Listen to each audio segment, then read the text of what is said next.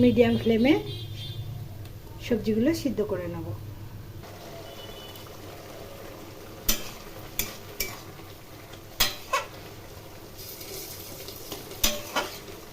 সবজি সিদ্ধ হয়ে গেছে, এর মধ্যে ভেজে রাখা ছোট মাছগুলো দিয়ে দিলাম। এই সময়ে ঢাকা দিয়ে লো ফ্লেমে আমি 5 মিনিট রান্না করে নেব।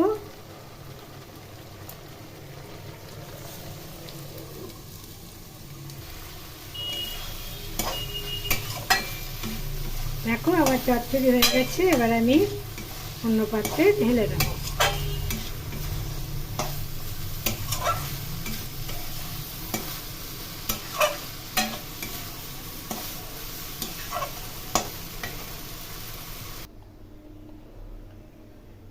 দেখো আমি চচ্চড়ি